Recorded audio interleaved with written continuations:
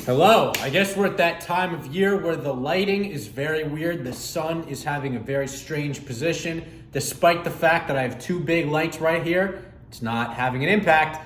But I'm here to deliver market analysis, not to look pretty in front of camera. So, interesting day today. Let's break it down. The market's rallying tremendously. This looked like a continuation of last week's rally, underexposed positioning by lots of fund managers, lots of retail, the whole market, a lot of people slightly underexposed. They've got some cash, they sold some stuff, they want to get back in. Buy. Because guess what? We got a good jobs report. We'll kind of address that, but we got a good Goldilocks jobs report, and inflation is peaking, and you got to get in early before the big rally. Now, I don't see a whole lot of jobs positivity here, at least in terms of what the Fed is looking for. Mary Daly said something very crucial that I think we all need to, today, she said this today, that I think we all need to understand. Labor is a price. We're trying to get prices down, trying to get prices to stabilize, not continue to go up.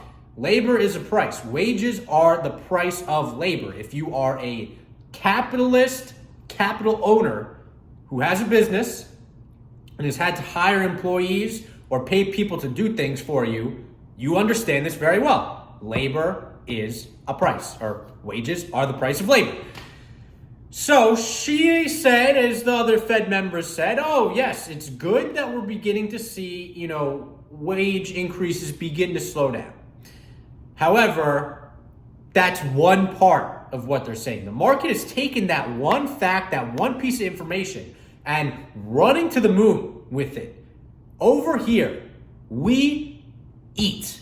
We survive entirely on performance. So you best believe we're going to try to figure out if that's actually the right thing to do. And my assumption is not quite. Why? Let's go look at the data we got last Friday. Yes, we saw an increase in labor force participation, but we also saw a decline in unemployment. A decrease in supply of possible employment. When you get a decrease in supply, what happens to price?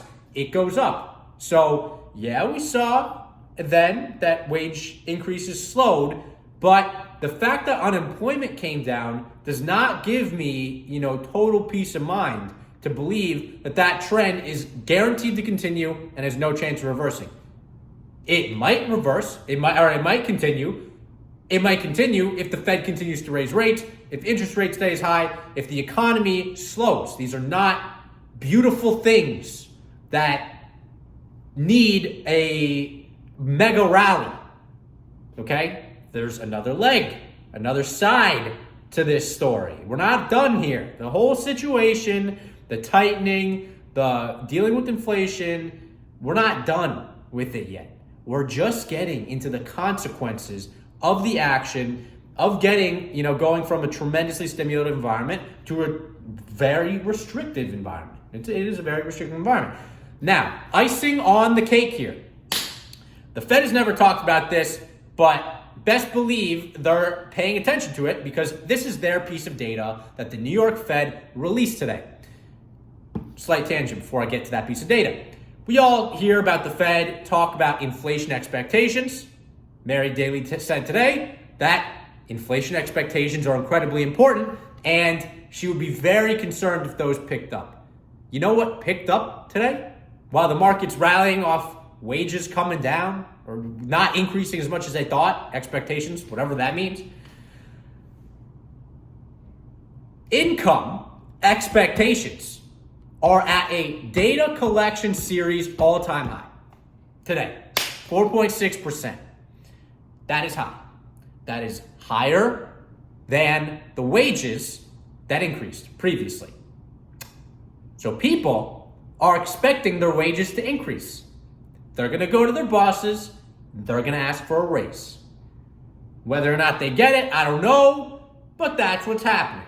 Some very, very interesting piece of information, record high income increase expectations by consumers, workers, by labor, record high. That is very important to consider, along with very low unemployment, which actually fell in the last report. I'm not running for the hills right now on the employment picture. I'm not saying let's go in, let's buy all the stocks because the bottom is in. The outlook is good. Another thing, consumer related. We're obviously getting Macy's. We talked about that last Friday. We got Lululemon, week Q4. Not looking too good. Another thing, consumer credit was supposed to be $25 billion. Instead, it was 27 and change. That is an uptick from 27. We already know these are record numbers. This is not a good thing. We have a lot of debt, us consumers. I have credit card debt. I am finally getting paid for this fund I run for the first time in 2 years. I'm going to be able to pay that off.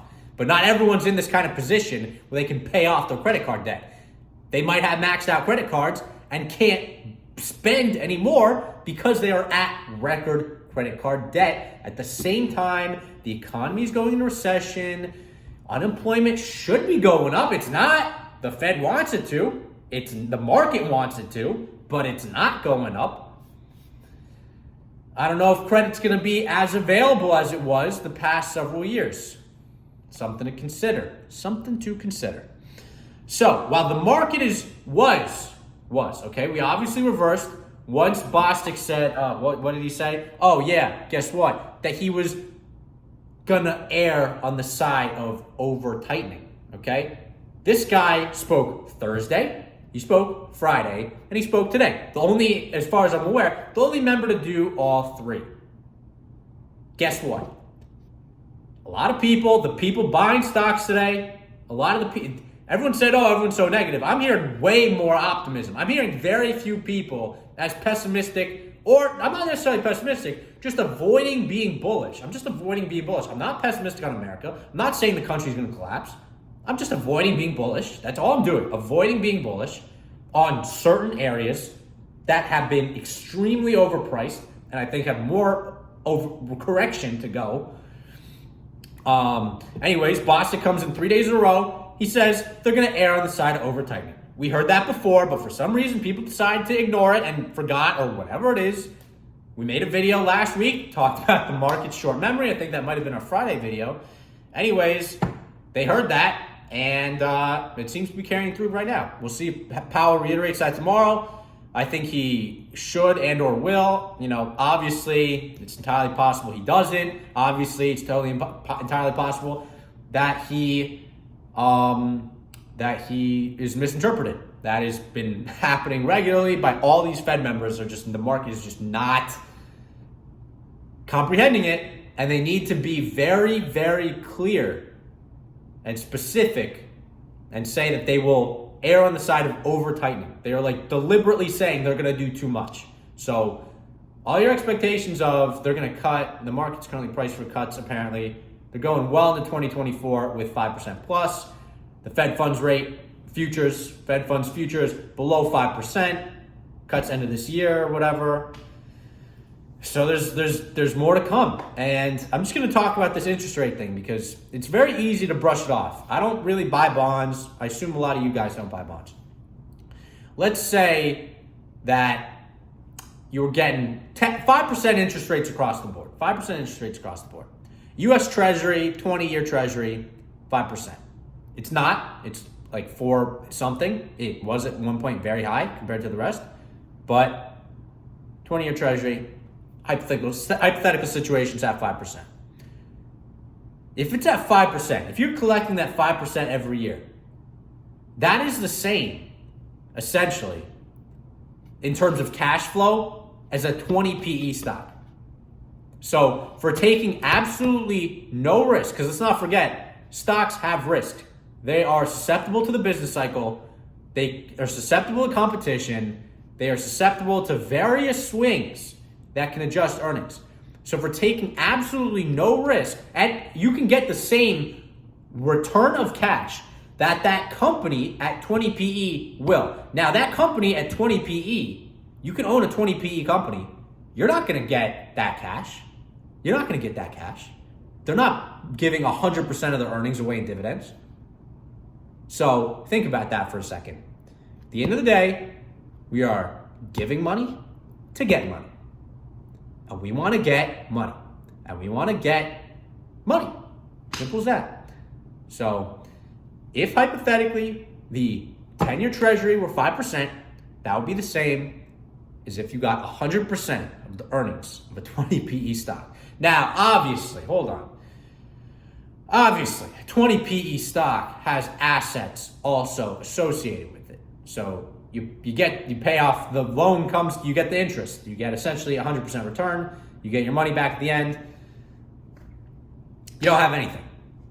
If you got 100% of the earnings of the company, you'll still have whatever assets the company has at the end. So it's not a perfect comparison, but gives you the idea why these interest rates have an effect on the market, and something to not ignore and to take very seriously, particularly when there's a recession and people are afraid of earnings, and earnings are in decline, as we should expect to happen with tremendously high debt, with rising interest rates, with unemployment going up, and with inflation still occurring. Inflation is still occurring. I don't know if you buy groceries, but it is not fun to buy steaks. I used to buy steaks like I didn't care.